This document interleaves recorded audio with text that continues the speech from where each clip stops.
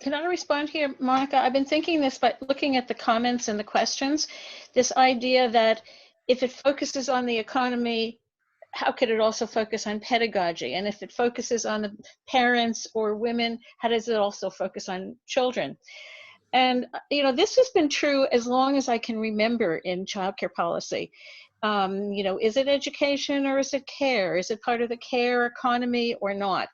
The thing is, this is a really multifaceted, complicated policy area. And you know, these questions are posed all the time. If it's a children's right, how come you're not talking about it right now as a children's right? I think that part of it is that within a, it's not, there are lots of voices and lots of perspectives that bear on what the issue, and lots of debates that bear on the issue of what it is that we're talking about. Some years ago, Jane Beach and I tried to organize some of these thoughts into, it was a project actually called Quality by Design, where we tried to organize a framework where we put in the ideas that relate to children's rights, public goods, social infrastructure, the nature of the child, and governance issues, and who is it for.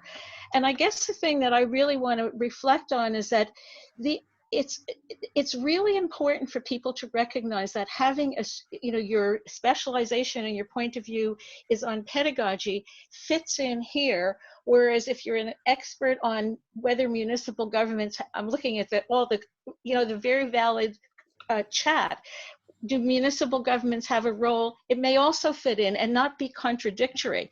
And you know, I'm not suggesting that anything goes. The challenge really is putting these things into some kind of a picture of what, and it goes back to, I guess, to some extent, Margot's remarks and Chris's final remarks about what it is that we want in this system and how do we make those things happen at multiple levels.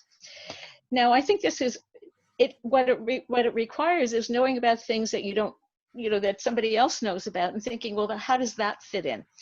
But a lot of the things that people are talking about are not at all exclusive of one another. And if it's talked about now as important to the economy, it doesn't mean that it's not important for children's well-being and development.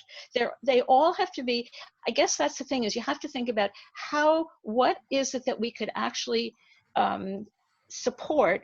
And I guess that's what's kind of happened, that does take into account multiple levels and multiple facets. And I guess the other thing is multiple groups who may benefit from this, because it's not only children and it's not only families and it's not only women and parents. It's how do you make it work best, together. So, I mean, I don't think I'm being a Pollyanna, because I think we could get a lot closer to fulfilling a lot of these kinds of things that people are talking about than we have now. And the question is, how does everybody fit into it?